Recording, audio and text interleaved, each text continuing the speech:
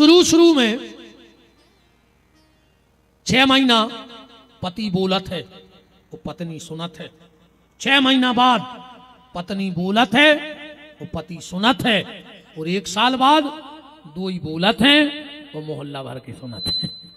ये हालत है आज की। शुरू शुरू में तो तुम देखो, पता है शुरू में क्या कहते, कहीं जानू, पति से जानू कहने लगी आजकल, जानू जानू तुम्हारी एक ना मानू, ऐसे जानू, अरे जानू तो की मानू, क्या देखो जानू और घरवारी की एक ना मानू, ऐसे बने आजकल के जानू। पति पत्नी में प्रेम होना चाहिए, बात सिर्फ हम ये कह रहे हैं। चंचुला ने को जब एक पर पुरुष के पास देखा तो बिंदुक बोला, चंचुला ये क्या कर रही हो? चंचुला बोली कि तुम जब पर स्त्री के पास जाते हो हमने कुछ कहा? तो जो बिंदुक इतनो गिरगाव तो जो पत्नी से बोलो कि तुम तो खूब जाओ पर पुरुष के, हमें दिक्कत, मैंने कुछ पैसा ले लो, नहीं ये मैं अपने घर को खर्ची चलती।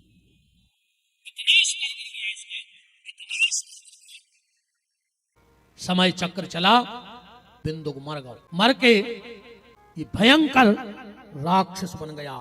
काले निधनम प्राप्तो जगाम नरकंखला, भयंकर राक्षस बना। चंचुला बूढ़ी हो गई, घर में कुछ बचा नहीं, भीख मांग के आखिरी की संभाल लाए तो उन महात्माओं के पीछे पीछे चल रही। चलते चलते एक मंदिर में शिव महापुराण की कथा हो रही। पति को धोखा देती है, पर पुरुष के पास जाती है, उसे कौन कौन से नरक की यातना भोगनी पड़ती है। अब पंडित जी कथा कह रहे और एक एक शब्द चंचुला अपने ऊपर उतार रही कि ये सब गलती तो हमने करी है, हमने पति को धोखा दिया है, हमसे गलती हुई है। इस पाप से आंखों में तर आंसू बह रहे हैं। प्रभु मैंने तो बहुत बड़ी गलती कर दी अपने जीवन में, मैंने तो बहुत व्यभिचार किया, पर पुरुष का साथ किया। जैसे ही कथा भई, जैसे ही कथा हुई, सब जाने लगे। चंचुला मंच के यहां खड़ी हो गई और हाथ जोड़ के बोली, पंडित जी क्या पति को धोखा देने वाली नारी, व्यभिचार करने वाली नारी, इसकी मुक्ति नहीं होती? पंडित जी बोले, अस्मेघ सतम कृत्वा गंगा स्नात्वा सताम सम, 100 साल तक गंगा जी के जल में डूबी रहे निकरे ने बनारी, जिन्हें पति को धोखा दो है। अश्वमेघ शतम कृत्वा, 100 अश्वमेघ यज्ञ कर लेवे, 100 साल तक गंगा जी में डूबी रहे, न शुद्ध जायते प्रोक्ता, फिर भी उसकी देह की शुद्धि नहीं होती। चंचुला बोली, पंडित जी कछु तो उपाय हुई है, हम तो अब आत्मग्लानि से मरे जा रहे हैं। पंडित जी बोले कि माता ये कई उपाय है, अगर वो नारी भाव और श्रद्धा के साथ श्री शिव महापुराण की कथा सुन लेवे तो उसे उस पाप से मुक्ति प्राप्त हो जाती है। अगर गलती से कोई गलती हो गई है तो उसके लिए शिव महापुराण की कथा को भाव और श्रद्धा के साथ सुन लेना चाहिए। चंचुला बोली, महाराज पर मुझे कथा कौन सुनाएगा, मेरे पास पैसा तो है नहीं, मेरे पास पैसा तो है नहीं, कथा सुननी है आत्मा से और पैसा है नहीं है। धन्य रे पंडित जी, आजकल ऐसे पंडित जी हमें भी नहीं मिल रहा है। हाँ 7 दिन के 7 लाख लिए थे कथा करी थे, कछु कछु तो 15 लेने लगे। और मंच से कहते माया छोड़ो, माया छोड़ो, कैसे जब तुमने सोन तलाई वारी छोड़ दे हो, जब तो हम सागर ले जाए, तुम ने पकड़े रहे तो हम कहां से ले जाए। इसे कह दे कि माया छोड़ो, कैसे तुमने छोड़ सौदा होने लगा, जबकि कथा का सौदा नहीं होना चाहिए। और ये कथा को सौदा हो जाए, कथा का कभी मूल भाव नहीं होना चाहिए। मूल भाव हुआ मतलब उस कथा का करने का कोई मतलब नहीं, खाली तमाशा और आडंबर है। फिर तो कीर्तन बैठा ले गांव भर के 24 घंटा को कीर्तन कर ले, सो से ज्यादा फल कहाओ कथा से ज्यादा। एक पंडित जी अच्छी कथा करें यार, पूरे गांव के रोवे, महाराज को हंसुआ ही नहीं आवे। एक जजमान पहुंचो पंडित जी के, बोले पंडित जी तुम इतनी अच्छी कथा करा तो कि पूरे गांव को भाव बन जात, अकेले तुम आओ नहीं बने। पंडित जी बोले हम आओ आखिरी दिना बना थे भाव। बोले कब है? बोले कहूँ लिफाफा पतरो रे जे तो हम सोन तलाई से सागर नो रोज के बताओ रे नो देना खराब करे लिफाफा पतरो रहेगा। अब तो ये कई काम लगो है कि राम राम जपना कहते तुम्हारे, तो कहते आगे कि हमने छोड़े तुम्हारे जा मैया से तुम्हारे कहते राम राम जपना और पराया माल अपना, जबकि शास्त्र का क्रय विक्रय नहीं होना चाहिए। पूछो कमेटी वालों से हमने क्या कहा था? हमने आपसे कोई अपनी दक्षिणा तय की है? एक भी रुपया? हाँ, इतनी मजबूरी है कि ये लड़के संगीत वाले हैं, पंडित जी हरे हैं, हमने जा कही थी इन्होंने दे दियो, हमें 1 रुपया देने सो दे दियो और न देने हो सो वो भी न दियो, हमें कोई जरूरी नहीं है। यही शब्द हते कि 1 रुपया दे हो सो हंस के लौट हैं, और पूरी सोन तलैया लिख दे हो सो ये रहे हैं फिर भी लौट आइए। नहीं चाहिए हमें चुनाव नहीं लड़ने, ने हमें तुम आते सरपंच जी को लड़ने, ने हमें तुम आते से विधानसभा को लड़ने, ने लोकसभा को, और हमें तो कहूं से नहीं लड़ने। कैसे ये से बड़ी गद्दी आज तक बनी नहीं है। देखो ब्यास गद्दी मिल गई, वो कुर्सी पे जे है ही काय को, और ब्यास गद्दी से अगर कुर्सी पे जा रहा है तो उसे बड़ो दुर्भाग्यशाली को उन्हें कहा। कुर्सी वाला ब्यास गद्दी पे आए तो शोभा है, पर ब्यास गद्दी वाला कभी कुर्सी पे जाए तो उसकी शोभा नहीं है। तो हम आपसे नोट ले हुए नहीं आए, ध्यान रखियो। रोटी खा रहा है तुम आए थे अकेली, सुबह हम बजा रहे आओ तो वो भी आसान नहीं है। तुम्हारे कुत्तों को रोटी डाले थे सोनतलाई में भी तुम्हारे दरवाजे भौंका थे, नहीं तुम्हारे कोरा डाला था जो कि तुम्हारा कोरा खा के भौंक रहा है, हम तुम्हारी घी चुपड़ी खा रहे तो हम भी मंच पे भौंक रहा है। वो भी आसान नहीं है भाई, तुम्हारी घी लगी खा रहा सो भौंक भी तो रहा है। कुत्ता कब है भौंकत? रात में जब चोर उर आ जाए गांव में तो कुत्ता भौंकत है। ऐसे ही हम भी अब भौंक रहे कि तुम्हारे जीवन में चोर नहीं आ जाए, काम क्रोध लोभ मोह मत्सर दंभ अहंकार पाखंड ईर्ष्या, जिन चोरों से बचावे विपिन बिहारी भी भौंक भी जाओ तुम्हारे गांव में। अब जितने जग जाओ सो जग जज्जो, और न मर जा हमें का लेने देने, लुट जा अपन तो में किया है। आओ सो वेलकम, हो जाओ सो भीड़ कम, कोई टेंशन नहीं।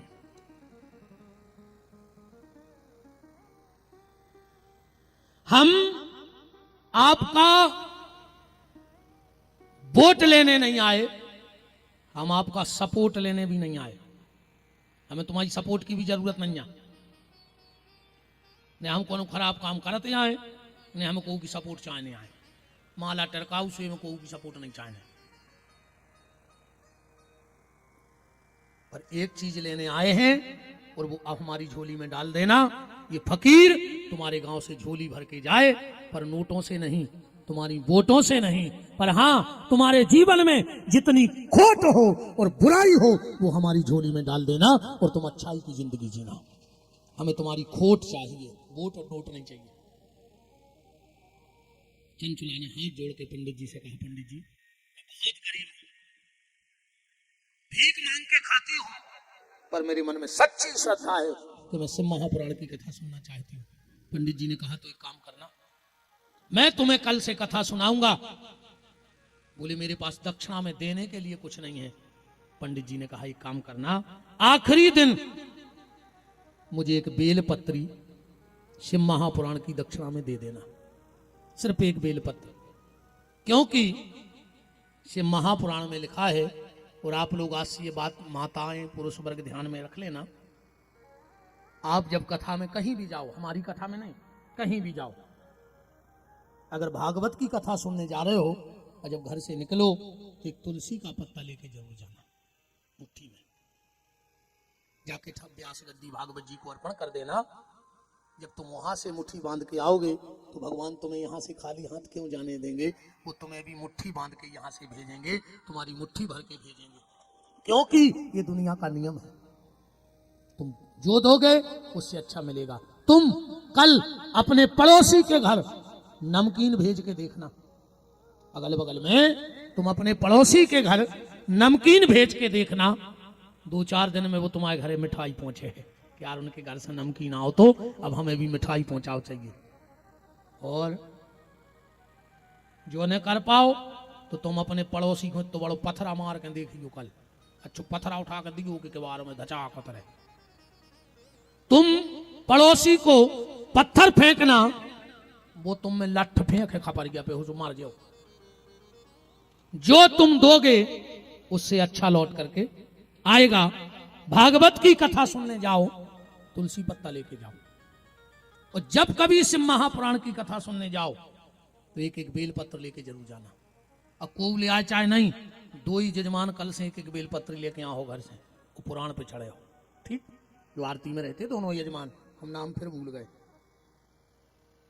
पुरुषोत्तम और सुनील, हाँ ठीक, एक एक बेलपत्र। इससे महापुराण में लिखा है कि भगवान शंकर की पिंडी पे 1000 बेलपत्री चढ़ा दे, और शिव महापुराण की पोथी पे 1 बेलपत्री चढ़ा दे, 100 फल का होगा। एक बेलपत्ती तुमने देखा होगा, हमने कल भी बेलपत्र चढ़ाया था और आज भी बेलपत्र चढ़ाया था, क्योंकि हमारे शास्त्री जी को पता है कि गुरु जी शिव महापुराण की मंच पे आए हैं तो बेलपत्र तो रखना ही पड़ेगा, नहीं रखेंगे तो इन लोगों की सीताराम।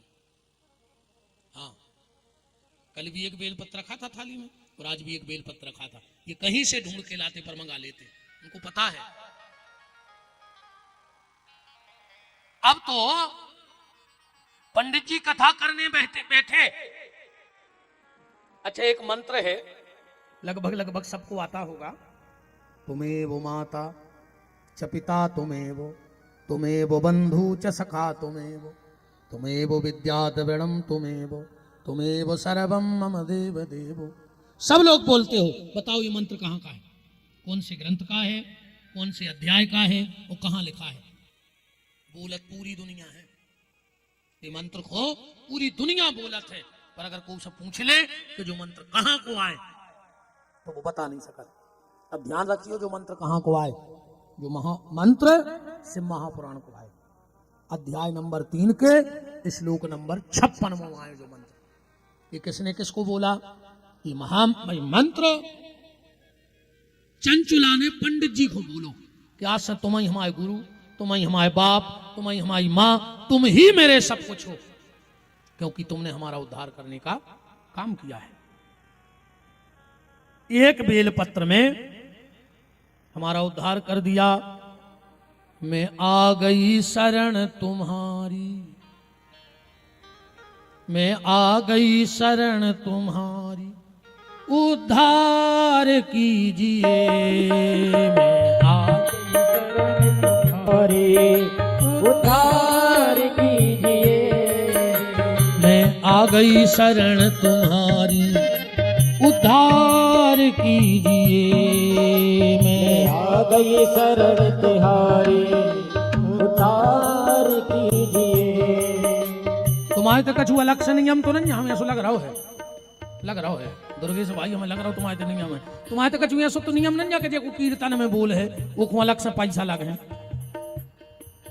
जो बोल नहीं रहे सुन के ये डर से नहीं बोल रहे हुए तो यहाँ सुनो हमें पैसा लग जाए, नहीं कहूँ यहाँ सुनेंगे हम पहली बार आए ना तुम्हारे क्षेत्र में, हम कहूँ आई नहीं आई तरफ। हम 25 साल पहले एक रिश्तेदारी में जासलपुर आए थे, कहूँ अगल बगल में है, हमारे परिचित है क्षत्रिय समाज में, कथा को तो पहली बार आए, समझते को नहीं पता, ऐसा नहीं हम तो नहीं आके जो बैठे हैं आके उन्हें थप्पड़ी बजाई तो उनको 100 रुपया एक्स्ट्रा तो नहीं लग जाए। साईं सेवा समिति कथा करा रही तो ये नियम बनाए हुए कि जिन्हें कथा में जोर जोर से थप्पड़ी बजाई तो 500 रुपया देना लक्षण लगे, या जे को गा है तो 1000 रुपया देना लक्षण लगे। वैसे ऐसा नियम हुज्जे ने है नैया गाओ तुम्हारे थप्पड़ी बजाओ, कछु डर से बजाते नहीं है ना, डर खराब हो। ठोक ले का कर हुए चामरे को, आखिरी में लूघरा घल ले। अब कुछ काम के नोइया हो बना लियो। बाजार कहाँ को कराते थे तुम्हारे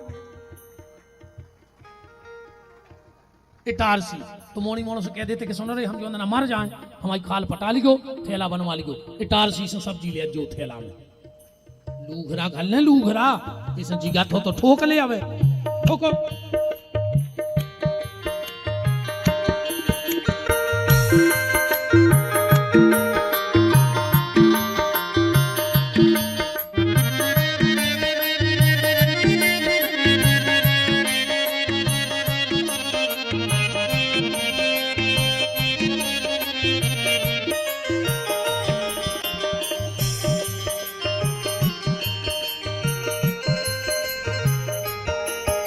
मैं आ गई शरण तुम्हारी, उद्धार कीजिए। मैं आ गई शरण तुम्हारी, उद्धार कीजिए।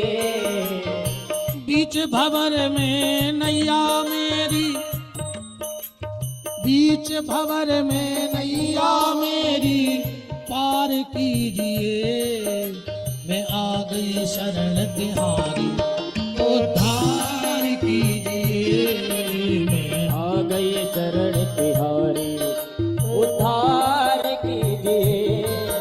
ओम नमः शिवाय, ओम नमः शिवाय, ओम नमः शिवाय, ओम नमः शिवाय, ओम नमः शिवाय, ओम नमः शिवाय, ओम नमः शिवाय, ओम नमः शिवाय, ओम नमः शिवाय, ओम नमः शिवाय, नमः शिवाय, ओम नमः शिवाय, ओम नमः शिवाय, ओम नमः शिवाय, नमः शिवाय, ओम नमः शिवाय। हरे हरे बोले, हरे बोले नमः शिवाय, हरे हरे भोले, हरे हरे भोले नमः शिवाय। हरे हरे बोले। महामृत्युंजय जी ने चंचुला को से महापुराण की कथा सुनाई। आज जैसे ही कथा पूरी हुई, चंचुला ने एक बेलपत्र दिया। पंडित जी ने बड़े हर्ष के साथ बेलपत्र लिया और आगे निकल गए। चंचुला का अंतिम समय आया और चंचुला ने क्या देखा, उससे महापुराण की कथा सुनने से उसके सारे पाप ताप संताप दूर हो गए। सामने भगवान शंकर खड़े हैं। समप्रभाम कर्पूर गौरम गौरी शंकर सर्वलंकार धारणम। बगल में माता पार्वती खड़ी हैं और पार्वती जी क्या कह रही हैं चंचुला से? श्लोक पढ़िए, लिखा है पार्वत्य वाचो चंचुले सखी सुप्रतनया। हे सखी चंचुला। चंचुला तो रोने लगी, बोले मां तुमने हमें सखी कहा, मैं तो बड़ी पापनी हूं। पार्वती कहती तुम पापनी थी, अब नहीं हो। क्यों? सूखे जंगल में, हजारों किलोमीटर का जंगल हो, वो सूखा हो, तो उसके लिए जरूरी नहीं कि 10-20 ट्रक आगी चाहने पर है बारहवीं खिलाने। एक माचिस की तिल्ली अगर सूखे जंगल में फेंक दी जाए तो हजारों किलोमीटर के जंगल को जलाने की ताकत एक तिल्ली में होती है। तिल्ली सीख। ऐसे ही जहां ज्योति स्वरूप परमात्मा शिव के नाम की आग लगती है तो अनंत अनंत जन्मों के पाप जल के राख हो जाते हैं। तुमने शिव महापुराण की कथा सुन ली है, अब तुम पापनी नहीं हो, आज से तुम हमारी सखी हो। और पार्वती जी कह रही हैं चंचुला, जो भी नारी मेरे पति के शिव महापुराण को सुन लेता है उसे मैं अपनी सखी बना लेती हूं। पार्वती जी साथ लेकर गई चंचुला को। एक दिन की बात, चंचुला बैठी थी, माता पार्वती भी बैठी थी। माहेश्वरी महादेव कृपाम कुरु ममोपरि। चंचुला, मेरा पति भले पापी था, दुष्ट था, पर था तो मेरा पति। तो मैं सिर्फ इतना पूछना चाहती हूं कि इस वक्त मेरा पति कहां है? इस वक्त मेरा पति है कहां? पार्वती बोली चंचुला, तुम्हारा पति बहुत भयंकर प्रेत बन गया है और बिंद नाम के पर्वत पर, बिंद नाम के पर्वत पर बैठा है। ये बिंद नाम का पहाड़ कहां है? जब हम बनारस को जाते हैं काशी से, तो बीच में ये बिंद नाम का पहाड़ पड़ता है। चंचुला ने कहा, मां मेरे पति की गति कैसे होगी वो उपाय बताओ। बोले उसे कोई शिव महापुराण की कथा सुना दे। कौन सुनाए? तो पार्वती ने गण प्रकट किया जिसका नाम था तुम्बुरु। कहते हैं कई बच्चे तोतली भाषा बोलते हैं और अगर सांप ना बोल पाए तो उनको अनार की लकड़ी से शहद चटाना चाहिए और उससे तुम्बुरु तुम्बुरु कहलवाओ तो उनकी भाषा बड़ी शुद्ध और वो बुद्धि के बड़े प्रखर बच्चे होते हैं। पार्वती ने आदेश दिया, जाओ तुम्बुरु इसके पति को कथा सुनाओ। चंचुला तुम्बुरु के साथ कथा सुनने गई। अब वो तो राक्षस तो एक पेड़े से बांध के कथा सुनवाई। कहूँ ने जिंदा में सुन ली होती तो मार के बंद कहने सुनने पर तो जैसे तुम उन्हें जिंदा में सुनत रज्जो जिगत मैंने सुन हो सुमार के तर हो ने सुमोनी मोड़ो हो पीर हो फिर मोनी मोड़ा भागवत करात फिर महाराज हर ने कही गाय कह लगे भाई तरे ही नहीं सब उनको तो तार ने फिर नारी गले में बांध के क्या महाराज भागवत में बंद ये या बंदा चौन जिगत में नहीं बैठे जैसे तुम उन्हें जिगत में बैठा तो रखो भगवान के भजन में न मार के नारी गले में धरी जाओ। सुनने तो पर है बिना सुने जा नहीं सकते तैसे जिसे जिगत में सुन ले जिगत में मुत के काम कर लेंगे। एक आदमी गंगा जी हो जो जिगत में वो तुम्हारे भी बैठे जब मारे जब मोड़ी मोड़ा ले जाए तन्नक सी थैलिया में फूल धर के वो तो गंगा जी को तुम्हारा हाड़ है चाहे का जिंदगी भरे तो लगे रहे मार गए सो थैलिया में धरे कहीं कहीं फूल लेके जा रहा है जिगत में सफर आओ कछु खारी शराबे जाते नर्मदा जी तुम जिगत में ही सफर आओ का पता मोड़ी मोड़ा ले गए कि नहीं कहूँ लॉकडाउन लग गाओ आधों की फेंक गई रे गांव के गांव में कोरोना में आधों की फेंक गई। और आजकल समय इतना खराब है अब हम नाम नहीं ले रहे गांव को कहूँ धोखे से रिश्ते में रिश्तेदारी भाई अतमोरों ने रगड़ दाई कहूँ ये सब नाव तो नहीं बताए ऐसी जो घटनाओं के। एक गांव में एक आदमी मर गया रिश्तेदार और सब गांव के बाहर आए अब गए की खारी उठावे तीसरे दिन वो तो खारी नहीं मिली पूरे रिश्तेदार चक्कर में यार खारी कहाँ गई। सो एक तनक मेड़ी पे एक बब्बा बैठे उतनी से कहने लगे घबराओ ने जा है खारी। रिश्तेदार गए बोले तुमने काय भल लाई? बोले हमें 5,000 चाहने थे उनसे 3 साल से नहीं दे रहे थे समय 5,000 दे दे अजय 3 बोरी उठा ले चुका पता गंगा जी नर्मदा जी पहुंच रही के नहीं को अपना पैसा देना पर भूल गए है ना भैया कछु काम जिंदा में कर ले रे कथा तो सुनाई ले जिंदाई में ये में मार के मोड़ी मोड़ो ने पेड़ हो न तार हो है ने सो ताई फिर हो कोनो ये बार जा में बैठो सो मोड़ी मोड़ा डरे हैं कहीं रात में हालत है बाबा क्या रात में ने कर तक नहीं आदमी फिर